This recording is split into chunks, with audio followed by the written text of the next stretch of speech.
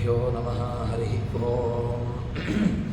व्यासाय भवनाशाय श्रेशाय गुणराशये हृद्याय शुद्धविद्याय मध्वाय च नमो नमः। बुद्धिर्बलं यशोधैर्यं निर्भयत्वं मनोगता अजाड्यं वाक्पटुत्वं च हनुमत्स्मरणात् भवेत्। भवति तनुभवादीडमो कोऽपि वाग्मे जडमतिरपि जन्तुर्जायते प्राज्ञमौलिः। सकलवचनचेतो देवता भारती सा मम वचसि धत्तां सन्निधिं मानसे च। तपो विद्याविरक्त्याति सद्गुणो घाकरानहं वादिराजगुरून् वन्दे हयग्रीवपदाश्रयान्। मिथ्यासिद्धान्तदुर्ध्वान्तविध्वंसविचक्षणः जयतीर्थाख्यतरुणीर्भासतां नोर्दम्बरे। गुरुवादिध्वान्तरवये वैष्णवेन्दीवरेन्दवे श्रीराघवेन्द्रगुरवे नमो अत्यन्तदयालवे। ब्रह्मचर्य हरिप्रीतिसुविद्यावादशालिनः इष्टदान् कष्टहर्तॄन्नः विद्यामान्यान् मुनीन् नुमः। ಶ್ರೀಗುರುಭ್ಯೋ ನಮಃ. ಹಿಂದಿನ ಪದ್ಯದಲ್ಲಿ ಭಗವಂತ ಶ್ರುತಿಪಾದ್ಯ ಎಂಬಂತಹ ವಿಚಾರ, ಅದಕ್ಕೆ ದೃಷ್ಟಾಂತವನ್ನಾಗಿ ಭಗವಂತ ಯಾವ ರೀತಿಯಾಗಿ ಇರ್ತಾನೆ ಅಂತ ಕೇಳಿದ್ರೆ, ಸದ್ಭಕ್ತಿಯಿಂದ ಯಾರು ಒಳಗಿನ ಶುದ್ಧವಾಗಿರತಕ್ಕಂತಹ ಅಂತಃಕರಣ ಅದರಿಂದಾಗಿ ಉಪಾಸನೆಯನ್ನು ಮಾಡುತ್ತಾರೆ, ಅಂಥವರ ಉಪಾಸನೆಗೆ ಭಗವಂತ ಒಲಿಯುತ್ತಾನೆ. ಒಲಿದು ಅವರಿಗೆ ಬೇಕಾಗಿರತಕ್ಕಂತಹದ್ದನ್ನು ಭಗವಂತ ಅನುಗ್ರಹ ಮಾಡುತ್ತಾನೆ ಎಂಬುದಾಗಿ ಹೇಳಿ, ಅದಾದ ಮೇಲೆ ಮುಂದೆ ಭಗವಂತನ ದೊಡ್ಡ ಗುಣ ಅದು ಯಾವುದು ಅಂತ ಕೇಳಿದರೆ ಗುಣಪೂರ್ಣತ್ವ ವಿಚಾರ. ಆ ಗುಣಪೂರ್ಣತ್ವದ ವಿಚಾರದಿಂದಾಗಿ ಭಗವಂತನನ್ನು ಪ್ರಾರ್ಥಿಸ್ತಾರೆ, ಸ್ತೋತ್ರ ಮಾಡುತ್ತಾರೆ. ಸಕಲ ಸದ್ಗುಣ ಪೂರ್ಣ ಜನ್ಮಾದಿ ಅಖಿಲ ದೋಷ ವಿದೂರ ಪ್ರಕಟ ಸದ್ವ್ಯಾಪಾರಿ ಗತ ಸಂಸಾರಿ ಕಂಸಾರಿ ನಕುಲ ನಾನಾರೂಪ ನಿಯಾಮಕ ನಿಯಮ್ಯ ನಿರಾಮಯ ರವಿಪ್ರಕರ ಸನ್ನಿಭ ಪ್ರಭು ಸದಾ ಮಾಂ ಪಾಹಿ ಪರಮಾಪ್ತ. ಭಗವಂತನನ್ನು ದೊಡ್ಡ ಒಂದು ಗುಣಗಳಿಂದ, ಅವನಲ್ಲಿರತಕ್ಕಂತಹ ವಿಶೇಷವಾದಂತಹ ಅಂಶಗಳು, ಅದರಿಂದಾಗಿ ಭಗವಂತನನ್ನು ಸ್ತೋತ್ರ ಮಾಡುತ್ತಾರೆ. ಸಕಲ ಸದ್ಗುಣಪೂರ್ಣ.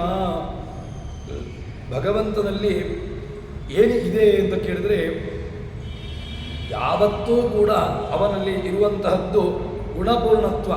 ನಾರಾಯಣಂ ನಿಖಿಲ ಪೂರ್ಣ ಗುಣೈಕ ದೇಹಂ ಅಂತ ಅವನನ್ನು ನಾವು ಕರೆಯುವಂತಹದ್ದು. ಅದೇ ರೀತಿಯಾಗಿ ಸಕಲ ಸತ್ ಗುಣಗಳು ಅದು ಹೇಗಿದೆ ಕೇಳಿದರೆ, ಎಲ್ಲ ಗುಣಗಳು ಕೂಡ ಪೂರ್ಣವಾಗಿದೆ. ಒಂದೊಂದು ಗುಣಗಳು ಇದ್ದಾವು ಇವನಲ್ಲಿ ಅಂತ ಹೇಳಿಕೊಂಡು ವಾದಿರಾಜರು ಭಗವಂತನನ್ನು ಸ್ತೋತ್ರ ಮಾಡುತ್ತಾರೆ. ಅದೇ ರೀತಿಯಾಗಿ ಭಗವಂತ ಏನಾಗಿದ್ದಾನೆ, ಸಕಲ ಸದ್ಗುಣ ಸಂಪೂರ್ಣ. ಎಲ್ಲ ಸದ್ಗುಣಗಳು ಅಂತ ಏನಿದೆ, ಆ ಎಲ್ಲ ಗುಣಗಳು ಕೂಡ ಇವನಲ್ಲಿ ಪೂರ್ಣವಾಗಿದೆ. ಪೂರ್ಣಮದ ಪೂರ್ಣವಿದಂ ಪೂರ್ಣಾತ್ ಪೂರ್ಣಮುದಚ್ಯತೆ. ಎಲ್ಲವೂ ಕೂಡ ಪೂರ್ಣವಾಗಿರತಕ್ಕಂತಹದ್ದು. ಅಂತಹ ಗುಣಪೂರ್ಣ ಜನ್ಮಾದಿ ಅಖಿಲ ದೋಷ ವಿದೂರ. ಅವನಿಗೆ ಮೊದಲ ಅವನಲ್ಲಿರತಕ್ಕಂತಹದ್ದು ಜನ್ಮಾದಿಗಳಿಲ್ಲವೇ ಇಲ್ಲ. ಜಗತ್ತಿಗೆ ಜನ್ಮಾದಿಗಳನ್ನು ಕೊಡುತ್ತಾನೆ ಹೊರತು ತನಗೆ ಯಾವ ಕಾಲಕ್ಕೂ ಕೂಡ ಜನ್ಮಾದಿಗಳು ಇಲ್ಲವೇ ಇಲ್ಲ. ತಾನು ಶುದ್ಧನಾಗಿರ್ತಾನೆ. ಜನ್ಮಾದಿ ಅಖಿಲ ದೋಷ ವಿದೂರ ಪ್ರಕಟ. ಅವನು ದೊಡ್ಡ ಗುಣ. ಇನ್ನೊಂದು ಗುಣ ಏನು ಅಂತ ಕೇಳಿದರೆ, ದೂರಾತ್ ದೂರತರಮ್ಯಂತು ತದೇವಾಂತಿಕಮಂತಿಕಾತ್. ಅವನು ಕಾಣಿಸಿಕೊಳ್ತಾನೋ ಅಂತ ಕೇಳಿದ್ರೆ ಕಾಣಿಸಿಕೊಳ್ತಾನೆ, ಇಲ್ವೋ ಅಂತ ಕೇಳಿದ್ರೆ ಇಲ್ಲ. ಆ ರೀತಿಯಾಗಿರತಕ್ಕಂತಹ ದೂರಾತ್ ದೂರತರಮ್ಯತ್ತು ತದೇವಾಂತಿಕಮಂತಿಕಾತ್. ಅವನು ಹತ್ತಿರದಲ್ಲಿದ್ದಾನೋ, ಹೌದು ಹತ್ತಿರದಲ್ಲಿದ್ದಾನೆ. ಕಾಣಿಸಿಕೊಳ್ಳೋದಿಲ್ವೋ, ಕಾಣಿಸಿಕೊಳ್ಳೋದಿಲ್ಲ. ಈ ರೀತಿಯಾಗಿರತಕ್ಕಂಥವನು. ಆದ್ದರಿಂದ ಪ್ರಕಟ. ಯಾರಿಗೆ ಕಾಣಿಸಿಕೊಳ್ಳಬೇಕೋ ಅವರಿಗೆ ತನ್ನ ಸ್ವರೂಪವನ್ನು ಕಾಣಿಸಿಕೊಳ್ತಾನೆ. ಯಾರು ಯೋಗ್ಯತೆ ಇಲ್ಲದವರೋ ಅವರಿಗೆ ಯಾವ ಕಾಲಕ್ಕೂ ಕೂಡ ಅವರಿಗೆ ತನ್ನ ಸ್ವರೂಪವನ್ನು ಬಿಟ್ಟುಕೊಡೋದಿಲ್ಲ. ಪ್ರಕಟ. ಅದೇ ರೀತಿಯಾಗಿ ಸದ್ವ್ಯಾಪಾರ ಎಲ್ಲ ವ್ಯಾಪಾರಗಳು ಕೂಡ ಯಾರಿಂದ ನಡೆಯುವಂತಹದ್ದು? ಚೇಷ್ಟೆ. ವ್ಯಾಪಾರಗಳು ಚೇಷ್ಟ, ಅವನೇ ಎಲ್ಲರ ಚೇಷ್ಟೆಗಳನ್ನು ಕೂಡ ನಿಯಮನೆ ಮಾಡುವವನು. ಆದ್ದರಿಂದ ಚೇಷ್ಟಾ ನಿಯಾಮಕ, ಚೇಷ್ಟೆಗಳನ್ನು ಮಾಡುವವನು. ಅಷ್ಟು ಮಾತ್ರವಲ್ಲದೆ ಸದ್ವ್ಯಾಪಾರಿ, ಗತ ಸಂಸಾರಿ, ಸಂಸಾರದ ಭಯ ಅವನಿಗಿಲ್ವೇ ಇಲ್ಲ. ಸಂಸಾರ ಯಾವ ಕಾಲಕ್ಕೂ ಅವನಿಗೆ ಅದರ ಸಣ್ಣ ಲೇಪವೂ ಕೂಡ ಭಗವಂತನಿಗಾಗುವುದಿಲ್ಲ. ಗತ ಸಂಸಾರಿ, ಕಂಸ ಕಾಲನೇಮಿಯ ಅವತಾರ, ಅವನನ್ನು ಕೂಡ ಸಂಹಾರ ಮಾಡಿದಕ್ಕಂದವನು ಕಂಸಾರಿ. ನಕುಲ, ಭಗವಂತ ಏನಾಗಿದ್ದಾನೆ ಕೇಳಿದರೆ ನಕುಲ ಅಂತ ಕರೀತಾರೆ. ಏನು ಕುಲ? ನ ವಿದ್ಯತೆ ಕುಲಃ ಯಸ್ಮಿನ್ ಯಸ್ಯ, ಯಾರಿಗೆ ಗೋತ್ರ ಇಲ್ಲವೋ ಭಗವಂತ ಇಲ್ಲ, ಯಾವ ಗೋತ್ರಕ್ಕೂ ಸಂಬಂಧ ಪಡೆದೇ ಇರತಕ್ಕಂಥವನು. ನ ವಿದ್ಯತೆ ಕುಲ, ಯಾವುದೇ ರೀತಿಯಾದಂತಹ ಕುಲಕ್ಕೂ ಕೂಡ ಭಗವಂತ ಸಂಬಂಧ ಪಡುವುದಿಲ್ಲ. ನಕುಲ. ಇನ್ನು ನಾನಾ ರೂಪ, ಎಲ್ಲ ರೂಪಗಳನ್ನು ಕೂಡ ಪಡೆದುಕೊಳ್ಳುತ್ತಾನೆ.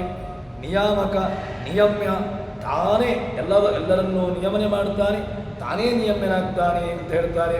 ಆದ್ದರಿಂದ ನಿಯಮ್ಯ, ನಿಯಾಮಕ, ನಿರಾಮಯ, ಆಮಯ, ದೋಷ ಇಲ್ಲದಿರತಕ್ಕಂಥವನು, ದೋಷಗಳು ಇಲ್ಲ. ಅದೇ ರೀತಿಯಾಗಿ ಯಾವುದೇ ರೀತಿಯಾದಂತಹ ರೋಗಗಳು ಇಲ್ಲ. ನಿರಾಮಯ, ರವಿಪ್ರಕರ ಸನ್ನಿಭ, ಭಗವಂತ ಉದ್ಯದ್ರವಿ ಪ್ರಕರ ಸನ್ನಿಭ ಮಚ್ಚುತಾಂಕೆ ಅಂತ ಪ್ರಾಣದೇವರನ್ನು ಕೊಂಡಾಡುತ್ತಾರೆ. ಉದ್ಯದ್ರವಿ ಪ್ರಕರ ಸನ್ನಿಭ ಮಚ್ಚುತಾಂಕೆ ಅಂತ. ಅಂತಹ ಭಗವಂತನ ತೊಡೆಯಲ್ಲಿ ಕುಳಿತುಕೊಂಡಿರತಕ್ಕಂತಹ ಪ್ರಾಣದೇವರನ್ನು ಹೇಳುತ್ತಾರೆ. ಆ ರೀತಿಯಾಗಿರತಕ್ಕಂತಹ ರೂಪ ಭಗವಂತನದ್ದು ರವಿಪ್ರಕರ ಸನ್ನಿಭ, ಅನಂತ ಸೂರ್ಯರ ಪ್ರಖರವಾಗಿರತಕ್ಕಂತಹ ತನ್ನ ಕಾಂತಿ, ಭಗವಂತನ ಕಾಂತಿಯಂತಹದ್ದು ಅನಂತ ಸೂರ್ಯ ಪ್ರಖರವಾಗಿರತಕ್ಕಂತಹದ್ದು. ಆದ್ದರಿಂದ ಪ್ರಭು ಏನನ್ನು ಮಾಡಲಿಕ್ಕೂ ಸಾಮರ್ಥ್ಯವುಳ್ಳವನು ಪ್ರಭು, ಅವನು ಪ್ರಭು ತನಿಸಿಕೊಡುತ್ತಾನೆ. ಆದ್ದರಿಂದ ಅಂತಹ ಪಾಹಿ, ನನ್ನನ್ನು ಉದ್ಧಾರ ಮಾಡು ಅಂತ ಅವನನ್ನು ಸ್ತೋತ್ರ ಮಾಡ್ತಾರೆ, ಕೊಂಡಾಡುತ್ತಾರೆ. ಇಂತಹ ಭಗವಂತನನ್ನು ನಾವು ಕೂಡ ಸ್ತೋತ್ರ ಮಾಡಬೇಕು. ಏನು ಅಂತ ಕೇಳಿದರೆ ಪರಮ ಆಪ್ತ ಯಾರಿಗೆ? ಭಗವಂತ ನಮಗೆ ಆಪ್ತನಾಗಿದ್ದಾನೆ, ಸಜ್ಜನರಿಗೆ ಆಪ್ತ. ಆದ್ದರಿಂದ ಭಗವಂತ ಆಪ್ತ. ಇನ್ನು ಪರಮಾಪ್ತ, ಭಗವಂತ ವೇದವ್ಯಾಸ ರೂಪದಿಂದಾಗಿ ಸಚ್ಚಾಸ್ತ್ರಗಳನ್ನು ಹೇಳಿದ್ದಾನೆ. ಇದೆಲ್ಲವೂ ಕೂಡ ಪರಮಾಪ್ತನಿಗೆ. ಯಾಕೆ ಅಂತ ಕೇಳಿದರೆ ಪ್ರಾಣಬುದ್ಧಿ ಮನಸ್ವಾತ್ಮ ಧಾರಾವತ್ಯ ಧನಾದಯ ಯತ್ಸಂಪರ್ಕಾತ್ ಪ್ರಿಯ ಆಸಂ ತತಃ ಕೋತ್ ನಪರಪ್ರಿಯ. ಭಾಗವತದಲ್ಲಿ ಬರುವಂತಹ ಒಂದು ಮಾತು, ಪ್ರಾಣ ಬುದ್ಧಿ ಮನ ಸ್ವಾತ್ಮ ಧಾರಾಪತ್ಯ ಧನಾದಯ. ತನ್ನ ಪ್ರಾಣ, ಬುದ್ಧಿ, ಮನಸ್ಸು, ಆತ್ಮ, ತನ್ನ ಆತ್ಮ, ತನ್ನ ಮಡದಿ, ತನ್ನ ಮಕ್ಕಳು, ತನ್ನದ್ದಾಗಿರತಕ್ಕಂತಹ ಸಂಪತ್ತು, ಇದೆಲ್ಲವೂ ಕೂಡ ಯತ್ ಸಂಪರ್ಕಾತ್, ಯಾವ ಸಂಪರ್ಕದಿಂದಾಗಿ, ಯಾವುದರನ್ನು ಅತ್ಯಂತ ಹಚ್ಚಿಕೊಂಡದ್ದರಿಂದಾಗಿ ಪ್ರಿಯ ಆಸಂ, ಇದು ನಮಗೆ ಪ್ರಿಯ ಅಂತನಿಸಿಕೊಳ್ತದೆ. ನಮಗೆ ನಮ್ಮ ಪ್ರಾಣ, ಅದೇ ರೀತಿಯಾಗಿ ನಮ್ಮ ಮನೆ, ಅದೇ ರೀತಿಯಾಗಿ ನಮ್ಮ ಮಡದಿ, ಮಕ್ಕಳು, ಇದೆಲ್ಲವೂ ಕೂಡ ಅತ್ಯಂತ ನಮಗೆ ಹತ್ತಿರದ್ದು ಅಂತನಿಸಿಕೊಳ್ತದೆ. ಇದು ಅತ್ಯಂತ ನಮಗೆ ಪ್ರೀತಿಪಾತ್ರದ್ದು ಅಂತನಿಸಿಕೊಳ್ತದೆ. ಹೇಗೆ ಅಂತ ಕೇಳಿದರೆ ಅದಕ್ಕೆ ಭಾಗವತ ಕೊಡುವಂತಹ ಎಚ್ಚರಿಕೆ ಏನು ಅಂತ ಕೇಳಿದರೆ, ಇದು ಆಸಂತತಃ ನಮಗೆ ಅದೆಲ್ಲವೂ ಕೂಡ ಅತ್ಯಂತ ಪ್ರೀತಿಪಾತ್ರರು. ಆದ್ದರಿಂದಾಗಿ ನಾವು ಅದನ್ನೇನು ಮಾಡ್ತೇವೆ, ಓನ್ ಅಪರ ಪ್ರಿಯ, ಇದಕ್ಕಿಂತ ಭಿನ್ನವಾಗಿರತಕ್ಕಂತಹ ಪ್ರಿಯ ಅಂತ ಇನ್ನೊಂದಿಲ್ಲ. ಆದ್ದರಿಂದ ಇದೆಲ್ಲವೂ ಕೂಡ ಭಗವಂತನೇ ನಮಗೆ ಅತ್ಯಂತ ಆಪ್ತ. ಅಂತಹ ಭಗವಂತನನ್ನು ನಾವು ಆಪ್ತ ಅಂತ ಅನಿಸಿಕೊಳ್ಳಬೇಕು ಅಂತ ಹೇಳ್ತಾರೆ. ಅದಕ್ಕೋಸ್ಕರವಾಗಿ ಭಗವಂತನನ್ನು ಈ ಎಲ್ಲ ಉಪಾಸನೆಗಳಿಂದಾಗಿ ನಾವು ಉಪಾಸನೆ ಮಾಡಿ, ಅದಾದ ಮೇಲೆ ಭಗವಂತ ಇಷ್ಟೆಲ್ಲ ನಮಗೆ ಸಹಕಾರವನ್ನು ಮಾಡಿದ್ದಾನೆ. ಇಷ್ಟೆಲ್ಲ ಉಪಕಾರವನ್ನು ಮಾಡುವ ಮೂಲಕವಾಗಿ ನಮಗೆ ಪರಮ ಆಪ್ತ, ಅತ್ಯಂತ ಆಪ್ತ ಅಂದೆನಿಸಿಕೊಳ್ತಾನೆ ಅಂತ ಹೇಳ್ತಾರೆ. ಸರಿ, ಇದೆಲ್ಲವನ್ನೂ ಕೂಡ ಹೇಳಿ ಮುಂದೆ ಇನ್ನೊಂದು ಅವನಿಗೆ ಒಂದು ವಿಶೇಷಣವನ್ನು ಕೊಟ್ಟಿದ್ದಾರೆ. ಅದೇನು ಅಂತ ಕೇಳಿದರೆ ಪ್ರಕಾರ ಸನ್ನಿಭ ನಿಯಾಮಕ ನಿಯಮ್ಯ ನಿರಾಮಯ. ನಿಯಮ್ಯ ನಿಯಾಮಕ, ತನಗೆ ತಾನೇ ನಿಯಮ್ಯನೂ ಆಗ್ತಾನೆ, ನಿಯಾಮಕನೂ ಆಗ್ತಾನೆ, ಪೂಜ್ಯ ಪೂಜಕ, ಬಾಧ್ಯ ಬಾಧಕ, ಇದೆಲ್ಲವೂ ಕೂಡ ತಾನೇ. ಆದ್ದರಿಂದ ಭಗವಂತ ಯಾರ ಅಂಕೆಗೂ ಕೂಡ ಭಗವಂತ ನಿಲುಕದೇ ಇರತಕ್ಕಂಥವನು. ಗತ ಸಂಸಾರಿ ಭಗವಂತ ಮುಕ್ತಾನಾಂ ಪರಮಾಗತಿ. ಪರಮಾಗತಿ ಯಾರು? ಪರಮಗತಿ ಯಾರು ಅಂತ ಕೇಳಿದ್ರೆ ಅದು ಮೋಕ್ಷ. ಭಗವಂತನಿಗೆ ಗತ ಸಂಸಾರಿ, ಅವನಿಗೆ ಯಾವ ಕಾಲಕ್ಕೂ ಕೂಡ ಸಂಸಾರದ ಬಂಧನ ಇಲ್ಲ. ಸಂಸಾರದ ಒಂದು ಜಂಜಾಟ, ಸಂಸಾರದ ಒಲವು ಭಗವಂತನಿಗಿಲ್ಲ ಅಂತ ಹೇಳ್ತಾರೆ. ಆದ್ದರಿಂದ ಅಂತಹ ಭಗವಂತನೇ ಅತ್ಯಂತ ಆಪ್ತ. ಅಂತಹ ಭಗವಂತ ನಮ್ಮನ್ನು ಪಾಲಿಸಲಿ ಎಂಬುದಾಗಿ ಹೇಳಿ, ಅದಾದ ಮೇಲೆ ಜಡ ಚೇತನರಲ್ಲಿ ಭಗವಂತ ಕರ್ಮವನ್ನು ಮಾಡಿಸ್ತಾನೆ. ಹೇಗೆ ಅಂತ ಕೇಳಿದರೆ ಅದಕ್ಕೆ ಒಳ್ಳೆಯ ಒಂದು ದೃಷ್ಟಾಂತವನ್ನು ಕೊಟ್ಟು ಜಗನ್ನಾಥದಾಸರು ಶಾಸ್ತ್ರದ ಹಿನ್ನೆಲೆಯಲ್ಲಿ ಒಂದು ನಮಗೆ ದೃಷ್ಟಾಂತವನ್ನು ಕೊಟ್ಟು ಹೇಳುತ್ತಾರೆ. ಚೇತನಾಚೇತನ ಜಗತ್ತಿಗೆ ಜಗತ್ತಿನೊಳಾದನು ತಾನಾಗಿ ಲಕ್ಷ್ಮೀನಾಥ ಸರ್ವರುಳಿಪ್ಪ ತತ್ತದ್ರೂಪಗಳ ಧರಿಸಿ ಜಾತಿಕಾರನ ತೆರದಿ ಎಲ್ಲರ ಮಾತಿನೊಳಗೆ ಅಖಿಲ ಕರ್ಮವತ ತಿಳಿಸಿಕೊಳ್ಳದಲೇ ಮಾಡಿಸಿ ನೋಡಿ ನಗುತ್ತಿಪ್ಪ. ಭಗವಂತ ಜಾತಿಕಾರ ಏನು? ಒಬ್ಬ ಜಾತಿಕಾರ ಅಂತ ಹೇಳಿದರೆ ಒಬ್ಬ ನಟ ಒಂದು ಒಳ್ಳೆಯ ವೇಷವನ್ನು ಹಾಕಿಕೊಂಡು ನಟನೆಯನ್ನು ಮಾಡತಕ್ಕಂಥವನು. ಹೇಳ್ತಾರೆ, ಚೇತನಾಚೇತನ ಜಗತ್ತಿನಲ್ಲಿ ಭಗವಂತ ಚೇತನ ಅಚೇತನ ಎಲ್ಲ ಪ್ರಪಂಚದಲ್ಲಿಯೂ ಕೂಡ ತಾನು ಆದದನು. ಆಸಮ್ಯಕ್ತತೆ, ಆಸಮ್ಯಕ್ತತಿ ಅಂದರೆ ಚೆನ್ನಾಗಿ ಇರುವುದು. ಚೆನ್ನಾಗಿ ಇರುವುದು ಅಂತ ಹೇಳಿದರೆ ಹೇಗೆ ಅಂತ ಕೇಳಿದರೆ ವ್ಯಾಪ್ತನು, ಇಡೀ ಜಗತ್ತಿನೊಳಗೆ ತಾನು ವ್ಯಾಪ್ತನಾಗಿದ್ದುಕೊಂಡು ಭಗವಂತ ಏನು ಮಾಡ್ತಾನೆ? ಜಗತ್ತಿನೊಳ ಆದದನು ಆಸಮ್ಯಕ್ತತಿ, ತತ್ ವ್ಯಾಪ್ತವು, ಒಳ್ಳೆಯ ರೀತಿಯಲ್ಲಿ ವ್ಯಾಪ್ತಿಯನ್ನು ಹೊಂದಿಕೊಂಡು ತಾನಾಗಿ ಲಕ್ಷ್ಮೀನಾಥ ಆ ಭಗವಂತ ಏನಾಗಿರ್ತಾನೆ? ತತ್ತದ್ರೂಪಗಳ ಧರಿಸಿ ಸರ್ವರೊಳಿಪ್ಪ. ಎಲ್ಲ ಚೇತನ ಅಚೇತನ ಪ್ರಪಂಚದಲ್ಲಿ ತಾನು ಇದ್ದುಕೊಂಡು ಎಲ್ಲ ರೀತಿಯಾಗಿರತಕ್ಕಂತಹ ರೂಪ ತಾನು ಇರುವುದು ಮಾತ್ರವಲ್ಲದೆ ಇರುವುದು ಆಯಾಯ ರೂಪಗಳನ್ನು ಧಾರಣೆ ಮಾಡಿಕೊಂಡು ತಾನಿರ್ತಾನೆ. ಅದಕ್ಕೆ ದೃಷ್ಟಾಂತ ಏನು ಅಂತ ಕೇಳಿದರೆ ಜಾತಿಕಾರನ ತೆರದಿ. ಒಬ್ಬ ಯಥಾ ಪ್ರವಿಷ್ಟ ಕುರುತೆ ಪಮಾಂದಾರುಮಯ ಕೃತೋ ಜ್ಯೇಷ್ಠಾಮೃತಾಂಗಜಂಜಿಷ್ಟೈ ಸ್ವಾಂಗೈಸ್ತದ್ವತ್ ಮರೇ ಯಥಾ ದಾರುಮಹೀಕೋಶ ನರಸ್ಥಿರಂ ಸಮಾಹಿತ ಇಂಗಯತ್ಯಂಗಮಂಗಾನಿ ಯಥಾ ರಾಜನ್ಯಮಾ ಪ್ರಜಾ ಯಚ್ಚ ಕಿಂಚಿತ್ ಜಗತ್ಸರ್ವಂ ದೃಶ್ಯತೆ ಶ್ರೂಯತೆ ಭವ ಅಂತರ್ಬಹಿಶ್ಚರತ್ಸರ್ವಂ ವ್ಯಾಪ್ಯ ನಾರಾಯಣ ಸ್ಥಿತಃ.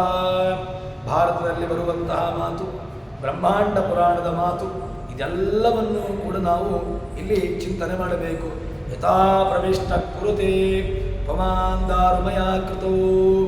ಒಬ್ಬ ಮನುಷ್ಯ ದಾರುಮಯವಾಗಿರತಕ್ಕಂತಹ ಒಂದು ಶಿಲಾಮಯವಾಗಿರತಕ್ಕಂತಹ ಒಂದು ದಾರುಮಯವಾಗಿರತಕ್ಕಂತಹ ಒಂದು ಶಿಲೆಯಲ್ಲಿ ಆಕೃತಿಯಲ್ಲಿ ಜ್ಯೇಷ್ಠಾನ್ ಅದರ ಒಳಗಡೆಗೆ ಪ್ರವೇಶವನ್ನು ಮಾಡಿ ಸ್ವಾಂಗೈ ಸದ್ದುತ ಸ್ವಯಂ ಅದಕ್ಕೆ ಅಂಗದನ್ನು ತನ್ನ ಕೈಯನ್ನು ಹಾಕಿಕೊಂಡು ಅದರಲ್ಲಿ ಹೇಗೆ ಚೇಷ್ಟಾದಿಗಳನ್ನು ಮಾಡ್ತದೋ ಅದೇ ರೀತಿಯಾಗಿ ತಥಾ ದಾರುಮಯೀಂ ಯೋಷಾಂ ನರಸ್ಥಿರ ಸಮಾಹಿತ.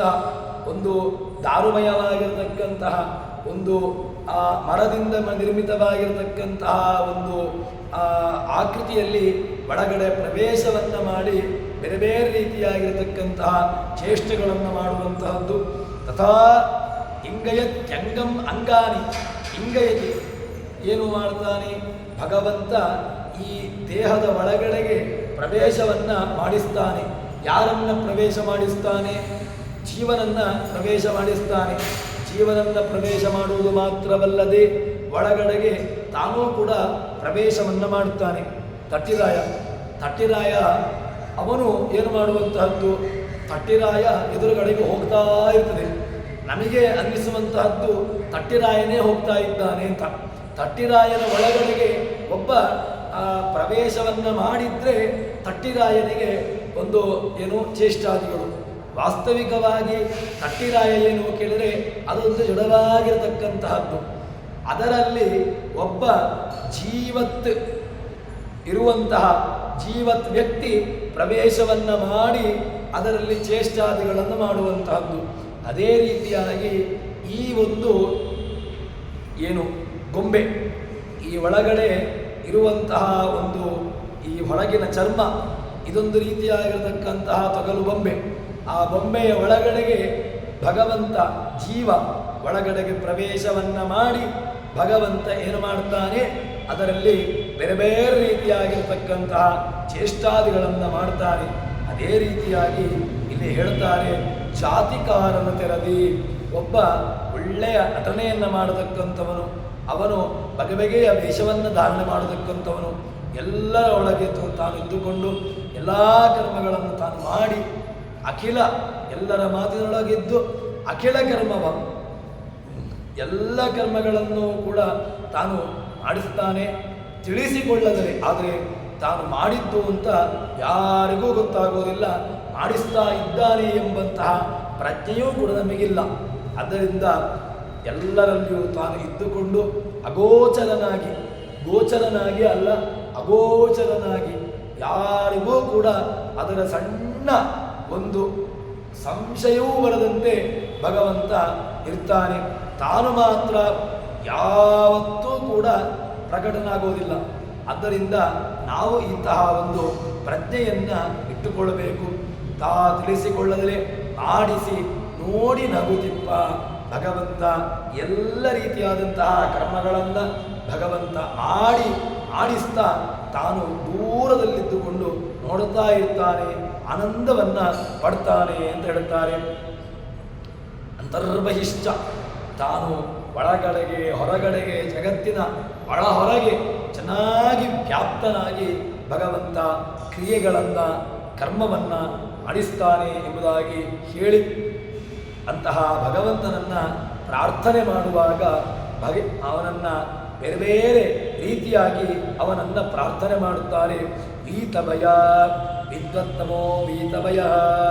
ಭಗವಂತ ಭೀಷಾಸ್ಮಾತ್ ವಾದಪ್ಪವದೆ ಭೀಷೋದೇತಿ ಸೂರ್ಯ ಭೀಷಾಸ್ಮಾದಗ್ನಿಶ್ಚೇಂದ್ರಶ್ಚ ಮೃತ್ಯುರ್ಧಾವತಿ ಪಂಚಮ ಇತಿ. ತೈತ್ತರೀಯ ಉಪನಿಷತ್ತಿನಲ್ಲಿ ಬರುವಂತಹ ಮಾತು. ಭೀಷಾಸ್ಮಾದ್ ವಾತಪ್ಪವತೆ, ಭಗವಂತನ ಭಯದಿಂದಾಗಿ ಗಾಳಿ ಬೀಸ್ತದೆ. ವಾತಪ್ಪವತೆ ಉದೇತಿ ಸೂರ್ಯ, ಸೂರ್ಯನು ಉದಯಿಸ್ತಾನೆ. ಭೀಷಾಸ್ಮಾದಗ್ನಿಶ್ಚೇಂದ್ರಶ್ಚ, ಅಗ್ನಿ ಇಂದ್ರರು ತಮ್ಮ ತಮ್ಮ ಕಾರ್ಯವನ್ನು ಮಾಡ್ತಾರೆ. ಮೃತ್ಯುರ್ಧಾವತೆ, ಮೃತ್ಯು ಓಡುತ್ತಾನೆ. ಯಾರಿಂದಾಗಿ? ಭಗವಂತನ ಭಯದಿಂದಾಗಿ ಮೃತ್ಯು ಓಡುತ್ತಾನೆ ಅಂತ ಹೇಳ್ತಾರೆ. ಆದ್ದರಿಂದ ಭಗವಂತನಿಗೆ ಭಯ ಉಂಟಾ? ಇಲ್ಲ. ಭಗವಂತ ಭೀತ ಭಯ, ಯಸ್ಮಿನ್ ಭಯ ಭೀತಃ, ಯಾರಿಂದ ಭಯ ಓಡಿ ಹೋಗಿದೆಯೋ ಅವನನ್ನೇ ಭೀತ ಭಯ ಅಂತ ಕರೀತಾರೆ. ಭೀತ ಭಯ ವಿಜ್ಞಾನದಾಯಕ. ಭಗವಂತ ಜ್ಞಾನದಾಯಕ ಮಾತ್ರವಲ್ಲ, ವಿಶೇಷ ಜ್ಞಾನದಾಯಕ, ವಿಶಿಷ್ಟ ಜ್ಞಾನದಾಯಕ. ಭಗವಂತ ವಿಶೇಷವಾಗಿರತಕ್ಕಂತಹ ಜ್ಞಾನವನ್ನು ಭಗವಂತ ಕೊಡ್ತಾನೆ. ಜ್ಞಾನವನ್ನು ಕೊಡುವುದಿದ್ದೇ ಇದೆ, ಆದರೆ ಭಗವಂತ ವಿಶೇಷ ಜ್ಞಾನವನ್ನು ಕೊಡ್ತಾನೆ. ವಿಶೇಷ ಜ್ಞಾನ ಅಷ್ಟು ಮಾತ್ರವಲ್ಲದೆ ಭೂತ ಭವ್ಯ ಭವತ್ ಪ್ರಭು. ಭೂತ ಭವ್ಯ ಭವತ್, ಹಿಂದಿನದ್ದು, ಈಗಿನದ್ದು, ಮುಂದಿನದ್ದು ಎಲ್ಲವೂ ಕೂಡ ಭಗವಂತನಿಗೆ ಗೊತ್ತಿದೆ. ಆದ್ದರಿಂದ ಎಲ್ಲದಕ್ಕೂ ಕೂಡ ಭಗವಂತ ಒಡೆಯ, ಪ್ರಭು. ಮತ್ತು ಖಳಾರಾತಿ, ಯಾರು ದುಷ್ಟರಿದ್ದಾರೆ ಅವರಿಗೆ ವೈರ, ಅವರನ್ನು ಸಂಹಾರ ಮಾಡತಕ್ಕಂಥವನು ಖಳಾರಾತಿ, ಅವನಿಗೆ ಹೆಸರು. ಇನ್ನು ಮುಂದೆ ಅವನನ್ನು ಹೇಳ್ತಾರೆ ಖರಾರಾತಿ ಖಳಾರಾತಿ ಅಂತ. ಖರ ಯಾರು ದುಷ್ಟರಿದ್ದಾರೆ ಅಂತಹ ದುಷ್ಟರಿಗೆ ಭಗವಂತ ಏನಾಗಿದ್ದಾನೆ, ಅವನು ಅರಾತಿ, ಅವನನ್ನು ಸಂಹಾರ ಮಾಡ್ತಾನೆ. ಸಂಸ್ಕೃತದಲ್ಲಿ ಲಡಯೋರಭೇದ ಅಂತ ನಾವು ಹೇಳುವಂತಹದ್ದಿದೆ. ಖರಾರಾತಿ ಖಳಾರಾತಿ ಅಂತ. ಅಂತಹ ಭಗವಂತ ಖರರಿಗೆ ದುಷ್ಟರಿಗೆ ಅರಾತಿ, ಅವರನ್ನು ಭಗವಂತ ಸಂಹಾರ ಮಾಡುತ್ತಾನೆ. ಖಗವರ ವಾಹನ, ಖಗ ವಾಯು ವಾಹನ, ಪಕ್ಷಿರಾಜನಾಗಿರತಕ್ಕಂತಹ ಗರುಡ ಅವನನ್ನು ವಾಹನವನ್ನಾಗಿ ಉಳ್ಳವನು. ಕಮಲಾಕಾಂತ ನಿಶ್ಚಿಂತ, ಕಮಲಾಕಾಂತ ಭಗವಂತ ಏನು ಲಕ್ಷ್ಮೀದೇವಿಗೆ ಕಾಂತನಾಗಿರತಕ್ಕಂಥವನು. ಲಕ್ಷ್ಮೀಕಾಂತ ನಿಶ್ಚಿಂತ, ಚಿಂತೆ ಇಲ್ಲ, ಯಾವುದರ ಚಿಂತೆಯೂ ಇಲ್ಲ. ಸೃಷ್ಟಿ ಮಾಡಬೇಕು, ಸಂಹಾರ ಮಾಡಬೇಕು, ಪಾಲನೆ ಮಾಡಬೇಕು, ಏನೂ ಇಲ್ಲ. ಚೆನ್ನಾಗಿ ನಾನು ಆನಂದಭೂತನಾಗಿ ಎಲ್ಲವನ್ನೂ ಕೂಡ ಲೀಲಾಜಾಲವಾಗಿ ಭಗವಂತ ಇದೆಲ್ಲವನ್ನೂ ಕೂಡ ಮಾಡುತ್ತಾನೆ. ಅಂತಹ ಭಗವಂತ ಚಿಂತಾರಹಿತ ಮಾತರಿಶ್ವ. ಏನು ಮಾತರಿಶ್ವ? ಭಗವಂತ ಮಾತರಿಶ್ವ ಶಬ್ದಕ್ಕೆ ಗರುಡ, ಅವನಿಗೆ ಮಾತರಿಶ್ವ ಪ್ರಿಯ, ಪುರಾತನ ಪೂತನ ಪ್ರಾಣಾಪಹಾರಿ, ಕೃಷ್ಣ ರೂಪದಲ್ಲಿದ್ದುಕೊಂಡು ಪೂತನೆಯನ್ನು ಸಂಹಾರ ಮಾಡಿರತಕ್ಕಂಥವನು. ಪುರಾತನ ಅರತನ, ಯಾವತ್ತೂ ಕೂಡ ಒಂದೇ ರೀತಿಯಾಗಿರತಕ್ಕಂಥವನು. ಪುರಾತನ ಸದಾತನ, ಒಂದೇ ರೀತಿಯಾಗಿರ್ತಾನೆ. ಅಂತಹ ಭಗವಂತ ಪೂತನ ಪ್ರಾಣಾಪಹಾರಿ, ವಿಧಾತೃಜನಕ, ಬ್ರಹ್ಮಣ ಪಿತರ, ಬ್ರಹ್ಮನಿಗೆ ತಂದೆಯ ಸ್ಥಾನ. ಅಂತಹ ಭಗವಂತ ವಿಧಾತೃಜನಕ, ವಿಪಶ್ಚಿತ ಪ್ರಿಯ, ಯಾರು ಜ್ಞಾನಿಗಳಿದ್ದಾರೆ ಅಂತಹ ಜ್ಞಾನಿಗಳಿಗೆ ಜ್ಞಾನೀ ಪ್ರಿಯತಮೋಮೇ. ಭಗವಂತ ಜ್ಞಾನಿಗಳಿಗೆ ತಾನು ತುಂಬ ಹತ್ತಿರ. ಜ್ಞಾತ್ಮೀ ತ್ವಾತ್ಮೈವ ಮೇ ಮತಂ ಜ್ಞಾನೀ ಪ್ರಿಯತಮೋ ಮೇ. ಭಗವಂತನಿಗೆ ಯಾರು ಅತ್ಯಂತ ಪ್ರೀತಿಬಾರರು ಅಂತ ಕೇಳಿದ್ರೆ ಭಗವಂತನಿಗೆ ಜ್ಞಾನಿಗಳು. ಅಂತಹ ಜ್ಞಾನಿಗಳನ್ನು ತಾನು ವಿಶೇಷವಾಗಿ ಇಟ್ಟುಕೊಳ್ಳುತ್ತಾನೆ. ಅಂತಹ ಭಗವಂತ ಏನಾಗಿದ್ದಾನೆ? ಸಲಹು ಸಲಹೆಮ್ಮ, ನಮ್ಮನ್ನು ಉದ್ಧಾರ ಮಾಡು. ಇಂತಹ ಭಗವಂತನನ್ನು ಸ್ತೋತ್ರ ಮಾಡುತ್ತಾರೆ. ಇಂತಹ ಭಗವಂತನನ್ನು ಸ್ತೋತ್ರ ಮಾಡುವಾಗ ನಿಶ್ಚಿಂತ ಅಂತ ಒಂದು ಶಬ್ದವನ್ನು ಹಾಕಿದ್ದಾರೆ. ಇದಕ್ಕೆ ತತ್ವಪ್ರಕಾಶಿಕಾದಲ್ಲಿ ವ್ಯಾಖ್ಯಾನವನ್ನು ನೋಡ್ಬೋದು. ಏನು ಅಂತ ಕೇಳಿದರೆ, ಚಿಂತಾ ಸಂತಾಪಲೇಪೋದ್ಭವಾಮೃತಿ ಸುಕರ ಶೇಷದೂಷಾದಿ ದೂರಂ ಸದ್ಭಿರ್ವೈರಾಗ್ಯ ಭಕ್ತಿ ಅಂತ ಅವನನ್ನು ಸ್ತೋತ್ರ ಮಾಡ್ತಾರೆ. ನಿಶ್ಚಿಂತ ಅಂತ ಒಂದು ವಿಶೇಷಣವನ್ನು ಹಾಕಿದ್ದಾರೆ. ಏನು ನಿಶ್ಚಿಂತ ಅಂತ ಕೇಳಿದ್ರೆ, ಚಿಂತಾ ಸಂತಾಪಲೇಪೋ, ಯಾವುದೂ ಕೂಡ ಭಗವಂತನಿಗೆ ಚಿಂತೆ ಇಲ್ಲವೇ ಇಲ್ಲ. ಯಾವುದರ ಲೇಪವೂ ಕೂಡ ಭಗವಂತನಿಗೆ ಇಲ್ಲವೇ ಇಲ್ಲ. ಯಾವತ್ತೂ ಕೂಡ ಒಂದೇ ರೀತಿಯಾಗಿರತಕ್ಕಂಥವನು ಎಂಬುದಾಗಿ ಅವನನ್ನು ಹೇಳ್ತಾರೆ. ಬುದ್ಧಿಯೋಗಂತು ಏನ ಮಾಮುಪಯಾಂತಿದೆ. ಭಗವಂತನನ್ನು ಯಾರು ಚೆನ್ನಾಗಿ ಸ್ತೋತ್ರ ಮಾಡ್ತಾರೆ, ಯಾರು ಸರಿಯಾಗಿರತಕ್ಕಂತಹ ರೀತಿಯಲ್ಲಿ ಅವನನ್ನು ಉಪಾಸನೆ ಮಾಡುತ್ತಾರೆ, ಅವರಿಗೆ ಭಗವಂತ ಏನಾಗಿದ್ದಾನೆ, ಅವರಿಗೆ ಎಲ್ಲವನ್ನೂ ಕೂಡ ಕೊಡುತ್ತಾನೆ. ವೀತ ಭಯ ವಿಜ್ಞಾನದಾಯಕ. ನಾವು ದೇವರಲ್ಲಿ ಪ್ರಾರ್ಥನೆ ಮಾಡಬೇಕಾದ್ದು ಇದನ್ನು. ಏನನ್ನ ಅಂತ ಕೇಳಿದರೆ, ಜ್ಞಾನ ಕೊಡುತ್ತಾನೆ. ಜ್ಞಾನ ಕೊಡುವುದು ಮಾತ್ರವಲ್ಲ, ವಿಶಿಷ್ಟ ಜ್ಞಾನ. ಜ್ಞಾನ ಎಲ್ಲವೂ ಜ್ಞಾನವೇ, ಆದರೆ ವಿಶೇಷ ಜ್ಞಾನ, ಭಗವಂತನ ಯಥಾರ್ಥ ಜ್ಞಾನ. ಭಗವಂತನ ಜ್ಞಾನ ನನಗೆ ಬೇಕಾಗಿರತಕ್ಕಂತಹದ್ದು. ಅಂತಹ ವಿಶೇಷವಾಗಿರತಕ್ಕಂತಹ ಜ್ಞಾನವನ್ನು ಕೊಡುವುದಕ್ಕೆ ಸಾಮರ್ಥ್ಯವುಳ್ಳವನು ಯಾರು ಅಂತ ಕೇಳಿದರೆ ಅದು ಭಗವಂತ. ಅಂತಹ ಭಗವಂತನನ್ನು ಸ್ತೋತ್ರ ಮಾಡಬೇಕು. ಅಂತಹ ಭಗವಂತನನ್ನು ಯಾರು ಉಪಾಸನೆ ಮಾಡುತ್ತಾರೆ, ಯಾರು ಅವನನ್ನು ಚೆನ್ನಾಗಿ ಸ್ತೋತ್ರ ಮಾಡುತ್ತಾರೆ, ಅಂಥವರಿಗೆ ಭಗವಂತ ಒಲಿಯುತ್ತಾನೆ ಎಂಬುದಾಗಿ ಹೇಳಿ, ಅದಾದ ಮೇಲೆ ಮುಂದಿನ ಆ ಭಗವಂತನಿಗೆ ನಮಸ್ಕಾರವನ್ನು ಮಾಡಿ ಹೇಳ್ತಾರೆ. ಎಂಥವನು ಭಗವಂತ ಅಂತ ಕೇಳಿದರೆ, ದುಷ್ಟ ಸಂಹಾರಿ ಸರ್ವೋತ್ಕೃಷ್ಟ ಮಹಿಮ ಸಮೀರನುತ.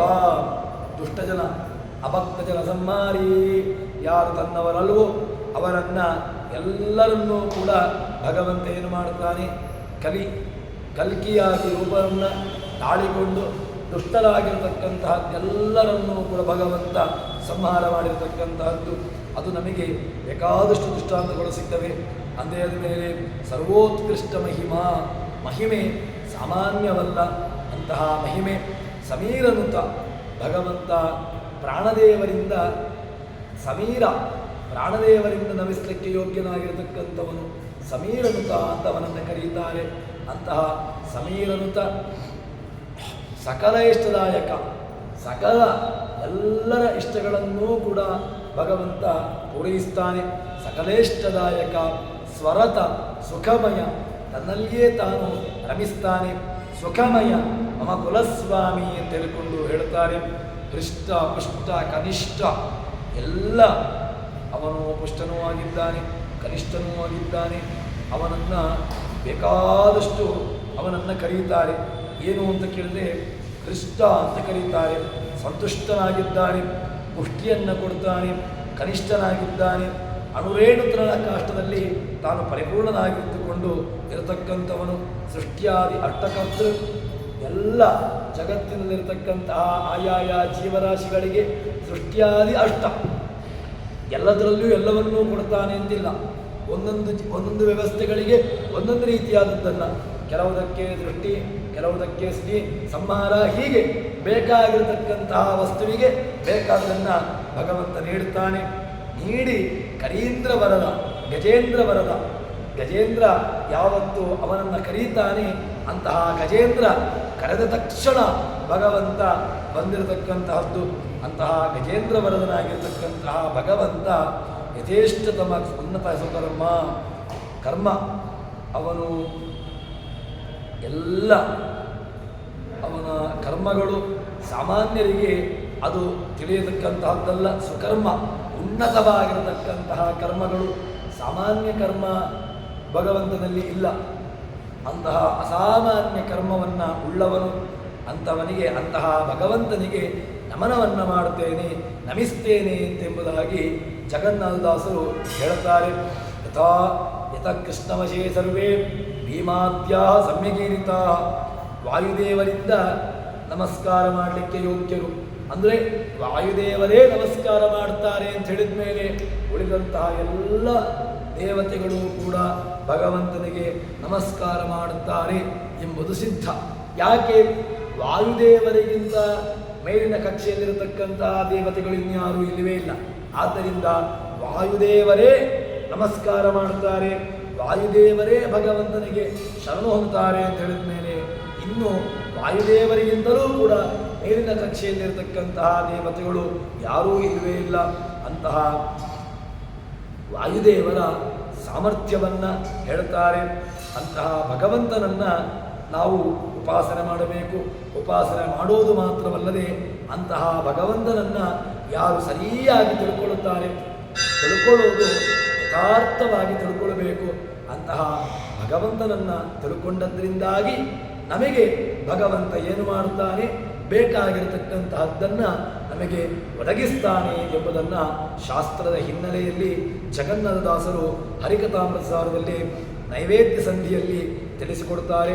ಇನ್ನು ಮುಂದಿನ ವಿಚಾರದಲ್ಲಿ ನೈವೇದ್ಯಗಳ ವಿಚಾರ, ನೈವೇದ್ಯದಲ್ಲಿರತಕ್ಕಂತಹ ಭಗವದ್ರೂಪಗಳ ವಿಚಾರವನ್ನು ದಾಸರು ತಿಳಿಸಿಕೊಡ್ತಾರೆ. ಮುಂದೆ ನೋಡೋಣ ಅಂತ ಹೇಳುವಲ್ಲಿ ಹರಿಪ್ರಿಯತಾ ಶ್ರೀಕೃಷ್ಣಾರ್ಪಿತಮಸ್ತು.